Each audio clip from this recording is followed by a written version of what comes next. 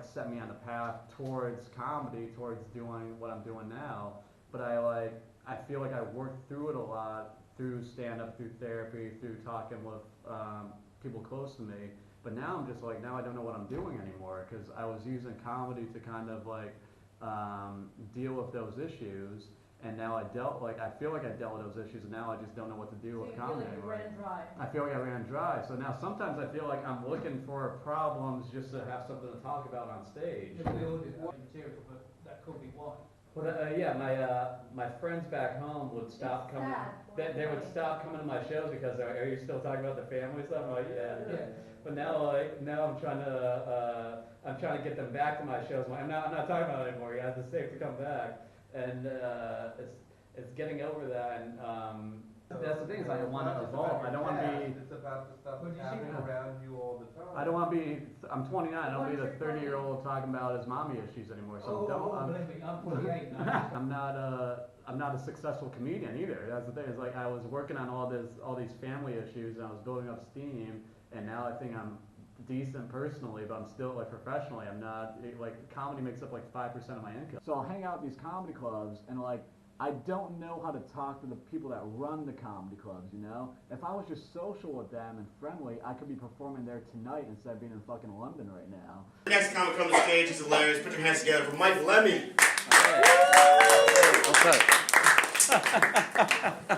Hey, what's up? Hello. I apologize for kicking you. I think I kicked you. Did I kick you? Okay, a little. It's okay. A little? Just I feel bad.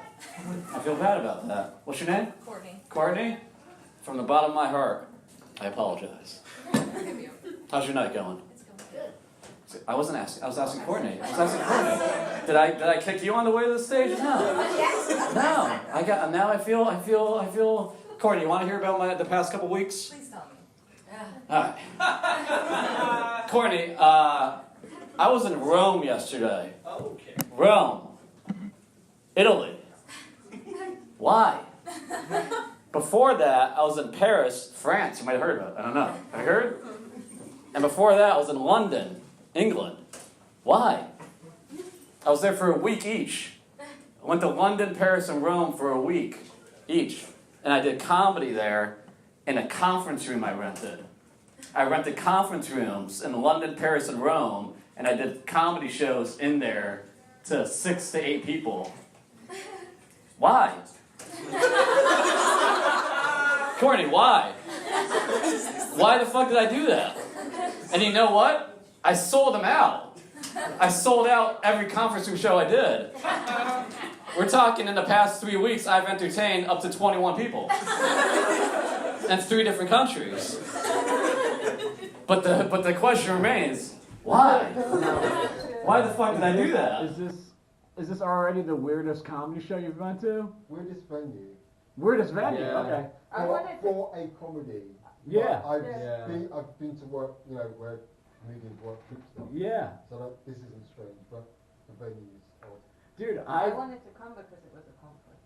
Yeah. Oh, is that because Because he said, why don't yeah. you go to the one Did in you do one Albany? tomorrow? Yeah. And I was So like, nah, I want to go to Swan Hill Street yeah. and see this conference. Yeah. I contacted the Albany because I was getting a lot of reservations for this, and so I was gonna like email you guys to see if you want to go to the Albany instead. But then my dad, strangely enough, was like, maybe they just want to go see a show in the conference room, and they wouldn't be into like actually going to the Albany. I'm like, all right, so I'll do both. Why not? I thought it was like a metaphorical conference. No, dude. We're gonna, be in a place together. We're gonna conference. I think it was like an actual. You thought it was like the latest straight up- happening, surely. Yeah. Like the conference room, everyone conference room. Yeah. It's like the hip new bar, right? At the conference room. You don't know about the conference room, man? Come on. I thought you guys were cool. Dude, I've never been in this building before. Like, I showed up here at 7 o'clock. The receptionist was gone. And so I just there's like something in here before, so I cleaned up. And like, I didn't even have to rent this place. I could have just walked in. And I spent money to do this. And like, there's nobody there to check me in. Like, they probably have no idea I'm here. How did you get through the front door? I guess maybe I locked it at a certain time, but at 7, I just hit that 3 button or whatever, and it just opened automatically. And I walked in, and there was like 4 people working on the desk, and everyone else was gone. There's no one at reception, and I'm starting to notice that's like a theme for like co-working. So if you ever think about renting a conference room, just show up. I don't think you actually have to pay to like do this. And you know what's wild is I'm going to Paris and Rome after this. So I don't know anyone in Paris. I don't know anyone in Rome. But I'm getting reservations off of Eventbrite, and I hope they speak English. I don't know. But the one in Rome is like I'm doing on a Saturday, and they're not. The building's not open on. It's not open. It's not open on a Saturday, so I have to go there on Friday to get keys to the building. They just give me the keys. Like they don't know who I am. Like I gave them a little bit of money, and they're like, "Yeah, just take the keys to the building." So if you guys are in Rome in a couple weeks, I mean, just party there, man. It was insane. I've been trying to work on like communication skills. I guess that's why I'm doing it. Courtney, are you afraid of public speaking? No. Exactly. You're doing it right now. It's perfect. People are afraid of this. I'm afraid of talking privately, like off stage, without a microphone. Like this does not give me anxiety. This is the most comfortable I am at like all times. Even when it's not going well, like right now. You know? I'm aware. I'm well aware that this isn't going well. I'm very, very aware. But guess what? I don't give a fuck. You know why? Because this makes me feel good. Even when it's not going well, this makes me feel good. Performing for a group is like, that doesn't give me anxiety. You know what gives me anxiety? Performing for one person, okay? Like I've never been doing a show and thought, man, I hope I can maintain this erection the whole time. You know? It's strictly a one-on-one situation. Because I'm dating someone now, and it's like the first time I'm trying to put effort into my relationship. Like my whole life, I've been doing comedy for like 15 years or 14, whatever, and I've only focused on comedy, and which is how I got a degree in communication, because like they didn't ask any of my ex-girlfriends if I'm good at communicating. I'm pretty much like if my professor was like, all right, Mike, you have what it takes to get this degree, but now we need like 2 references from your ex-girlfriends, I'd be like, I should just drop out. Like, you're not gonna give her this degree afterwards. I was like a shitty boyfriend because like I never put effort into my relationship. I've been feeling a lot of guilt towards that this year too. Looking up with me was like, and I apologized to all my exes this year, and yeah, I didn't realize the only thing creepier than like a 2 a.m. drunk text is a 10 a.m. sober email. That is so much creepier. Okay, so much. Like a "you up" text is gross. Like you ever get you get a text saying, "Oh, you up? You want to come over?" That's gross. But like a 10 a.m. I changed. I'm sorry. I'm going to therapy. Spontaneous email is way worse. That's so much creepier. Okay. Like you're sitting at your desk and getting an email from your ex-boyfriend from 5 years ago they haven't thought about. And I would apologize for like not thinking about them and our relationship. And clearly I didn't change that much because. Sending a spontaneous email saying I didn't think about your feelings is not the best way. Like that, you're contradicting yourself. I'm cutting that joke. That joke is out. That joke is a lot of rambling with no punchline. So that is off the set list. We're not doing that anymore. But this time I'm trying to do it differently, man. I went to therapy to like have better relationships and to not focus so much on comedy. We've been dating for a while. And she didn't realize, we both didn't realize we were in a relationship till I was on a podcast, not the sex toy podcast, on a different podcast, and I said, yeah, I'm in a relationship. She listened to that, she called me up and she's like, who are you in a relationship with? I'm like, oh, I thought it was you. And she's like, oh, cool, nice. She didn't realize it because I didn't communicate my feelings towards her, to her. Because I've just been focused on the career, man. You gotta focus on the career, you gotta make this happen. I love how the lights are shut up at that time. I think they're auto. Does that bother anybody or no? Alright, cool. So I need to put effort into this new relationship. Are you guys single? Are you guys in relationships? Or you guys together? Nice, perfect. You guys dating anyone? Or you guys are together? Perfect. You guys are the perfect audience. It was 2 couples. And they made me feel bad about my relationship, okay? Like, I turned into, like, me just hanging out with Scottish dudes, and then 2 couples making me feel like I'm fucking up my relationship. So it turned into, like, a therapy session / intervention that I paid for. I paid for that. Did you meet on Tinder or anything? Or is that weird? Is that weird to ask? No, it's not weird to ask you. Oh, did you meet at work? You guys are both bike messengers, Yeah, right? yeah. Did you meet at work? Yeah, yeah. That's so cool. Nice. We don't have to talk. I'm not gonna pry. No, I'm just trying not to hit my head on this Oh, on TV? lovely TV. I want that. I mean, we could just take the TV and leave. I mean, if we can find like some make like a pulley Take it to the system, like next put it room, out the yeah. window. Yeah. No, what is this? It's a disco that we didn't know was scheduled. Why didn't you take her with you? I mean, this is. Yeah, why didn't you take your girlfriend with you to Yeah. London and to Rome? And to Rome. And to Paris. to Yeah, Paris, it's like yeah. three romantic cities. Yeah. That you totally You don't even have to This- do anything. dude, You just With arrive. this lighting, this just turned into like a fucking. This started freaking me out. I was like, oh, it's like a horror movie. Like, oh no, it's like it was like Eternal Sunshine. Like everything started shutting down. Justify all that. Why not? Yeah. Well, she works. She's got a job. She didn't want to take vacation time. She was in Paris. Oh, she don't. I don't know. I didn't ask her. I didn't ask her if she Yeah, wanted you to go. didn't ask her, did you? I didn't ask her. We were therapists and now we're cross Yeah, this effort that you've been I think. putting up, Yeah. I'm not making an excuse. I would actually make some. I'm not making an excuse. I do hear the doorbell ringing. I'm gonna Oh, see yeah, my yeah, daughter. yeah. Sort that out. Let your We're in friends timeout. I'm in timeout. But I'm gonna redeem myself. Yeah. Think about your actions. What? I don't. What? You ever just question your life decisions? I'm talking to you now. Yeah. No. All right, never mind. Crazy for bullshit, yeah. No. Thinking about it. I don't know what I'm doing. And everyone kind of like turned on me when I started talking about my relationship, because they're like, oh, if you really want to put effort into your relationship, you would have invited her to these cities on this trip with you. But I don't think they realized that like they turned on me.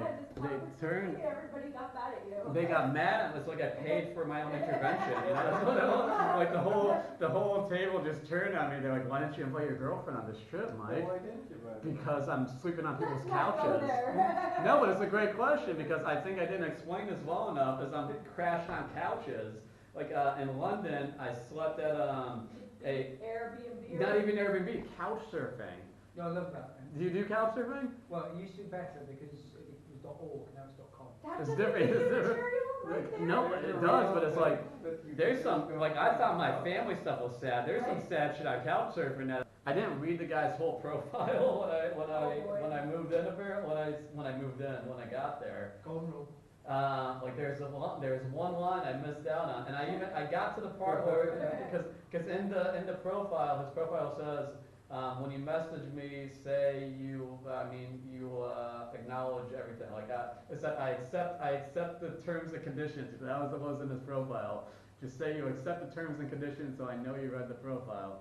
So I get to Rome, I get the train in, and I flew to Rome, and then.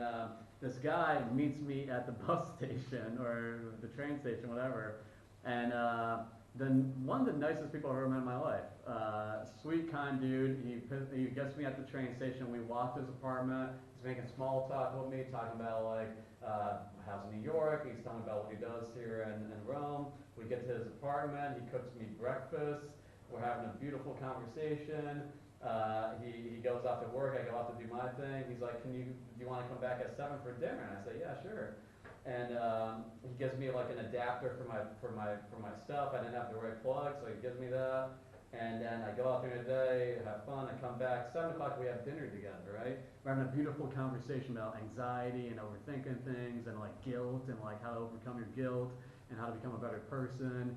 And then he started asking about couch surfing. And I say, yeah, I just look at the good reviews, and I try to avoid like the nudists, the nudists, because there's a lot of nudists on there. Yeah. There's a lot of nudists on there that like they only want you to stay at their apartment if you agree to be naked the whole time. Yeah, it's not sexual, but it's just, that's how they are. No, I know. Very clear, yeah. But he's like, this didn't come up. He was being so nice to me the whole time, which he might just be a nice person. And then he cooks me dinner. We're having this conversation. I'm like, yeah, I try to avoid like a nudist. And he said, oh, so you didn't read my whole profile? And then the whole demeanor changed in the situation. And I try to just like I don't know if you guys have been in a situation like I immediately felt like how probably like a lot of women feel all the time. Like as soon as like he realized nothing was happening, the whole demeanor changed. And I just kind of like laughed it off. I was pretending like I didn't realize he wanted to hook up with me because it wasn't just a nudist thing. Because he wasn't naked. That's the thing is he wanted me to be naked, but he wasn't naked. Oh, that was. And he was just sitting there. He's like, oh, so you didn't read my whole profile? I'm like, what do you mean? He's like, I prefer my guests be naked. And it's like, oh, I don't feel comfortable with that. But I needed to do laundry. I needed to do laundry, and he had a washing machine. So I ended up taking my shirt off, and I was sitting at the dinner table in my jeans, like shirtless, while he was washing my clothes. And he kept asking me, he kept being like, just take your pants off. Did Just he take say your pants why? off. He just likes, I mean, he just likes seeing naked dudes. Yeah, he's a gay man in his 50s, lives in Rome. He drinks a lot of wine. And we shared a bottle of wine together. He didn't get you out, or He didn't. I stayed there for 2 nights. I stayed there for 2 nights. He kept asking to see me naked. That's bold. Great couch. The next And night I would have been on another couch. but Wasn't he like, come on, just take off your underwear? he said, come on. He's like, as the night was like, come on, just let me see you naked. Just let me see you You had naked. your hand over your glass the whole time you saw it. No, I just kept drinking the wine. For me to be naked. But here's the thing. I left him a great review on the website. I still left him a really good review. I said Okay, that he didn't kick you out. because I felt bad, and he cooked me dinner. We had a nice conversation. How hard did he beg you to He gave me take off wine. the underpants? He really wanted me to get naked. I'm staying at a hostel now, and it's much better. It's much.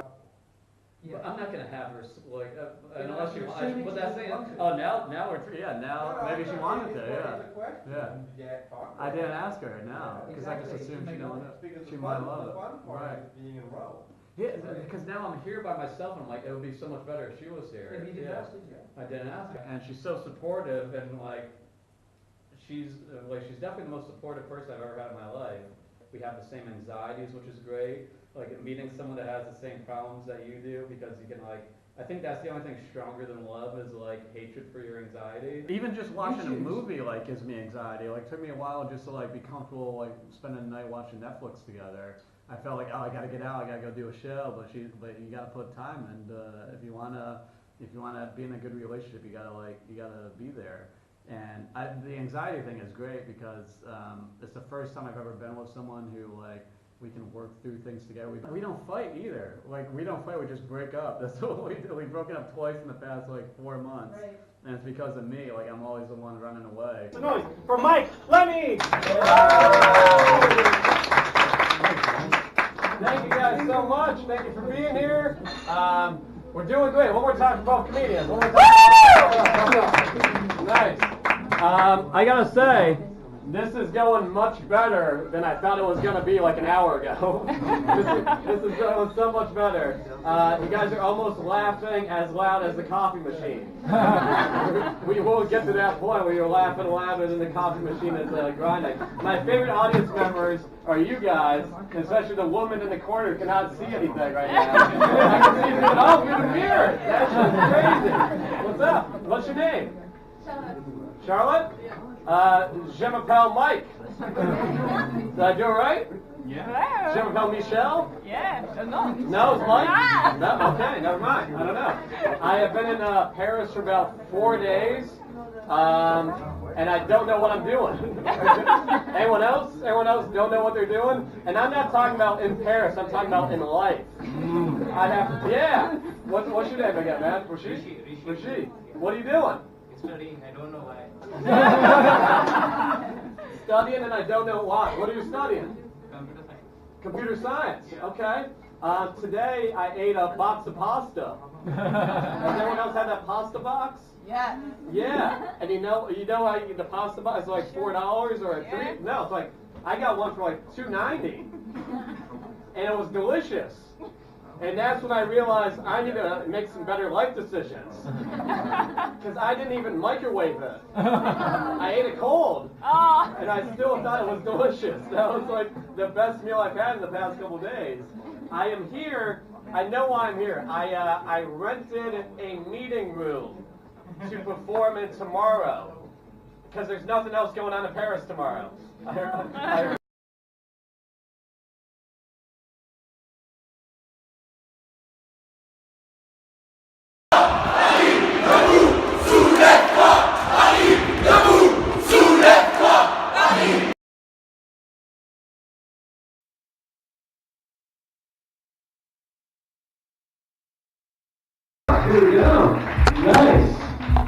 great stuff. Hey, hello. I'm very happy to be here. I was supposed to do a show tonight. I wasn't supposed to do this show. I was supposed to do a different show, and it got canceled because of the protests.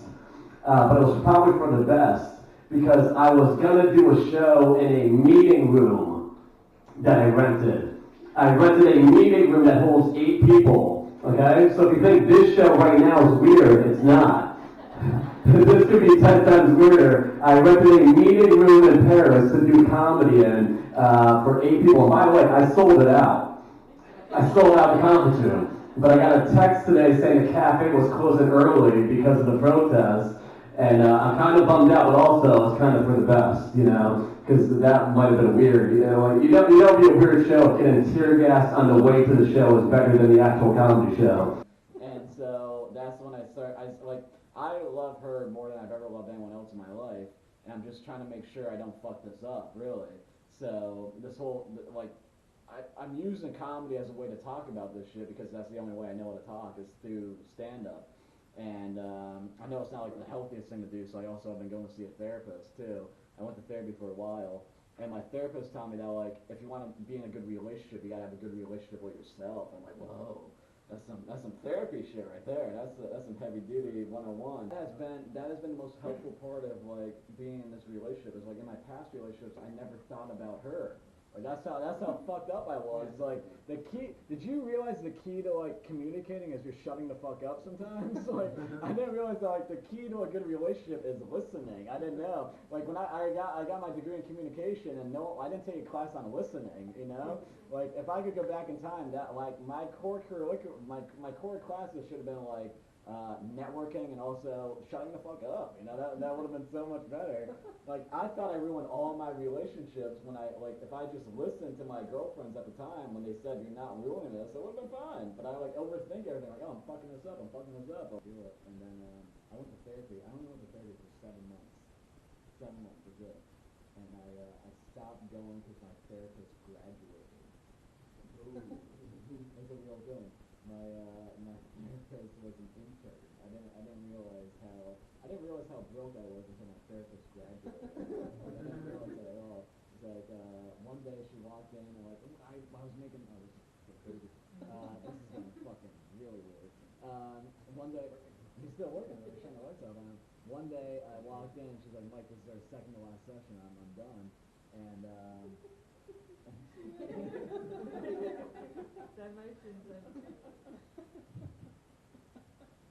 but it's like now when so I only went for 7 months so she graduated and like now I have like this funny joke is like whenever someone's like, hey Mike, what's the most fucked up you've ever been? I say, well one time I was so fucked up I helped a woman get a master's degree. Yeah? You got it? Because she graduated. I was like, oh, I was that fucked up. You fulfilled your hours. Yeah, you got your credits. No one's ever told me to stop doing comedy. I've been doing this shit for like, I've only been good for like half of this set. You know? But no one tells you to stop. Careers are the only addiction that might work. So people like, keep being addicted to what you're doing, keep going. And you know what happens when people don't tell you to stop? You rent conference rooms in Rome. That's what happens. She was an intern. She was an intern at the clinic, and she was fucking good, man. She helped me like deal with a lot of my issues. She's like, Mike, if you want to be a better person, you gotta like treat yourself better. Treat yourself like a friend. So I've been doing that. I bought a bed. That's a big step. I bought a bed. But I didn't measure my apartment before I bought this bed. So now I don't have a bedroom, I just have a bed. That's it. Like if you walk into my room and you lean over, you're going to bed no matter what. There's no other option. And it does make me feel good, you know? I got a mattress. It's better than sleeping on an air mattress, which I did for way too long. Okay? Because if you're going to be a bad boyfriend, at least don't sleep on a raft at the same time. You know, I had to get rid of that air mattress. I had one rule when I slept on an air mattress, and that was have it inflated at all times. That's it. Because you can't bring a woman back to your apartment and inflate it while she's there. Watching you. regretting every decision she made as soon as she hears. And you're like, oh shit, you're still here. I didn't see that coming. Well, I guess we should try it out, you know? But first, let's use some protection. Take off those earrings. They look sharp. You see what I did there? You see what I did? The set was not going well. And then I told a joke I wrote 5 years ago.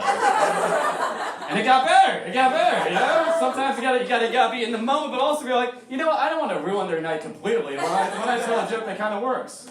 And it went well. Courtney, how'd I do? Really good. That's all I needed. Thank you so much, everybody. Enjoy the rest of the show. Thank you.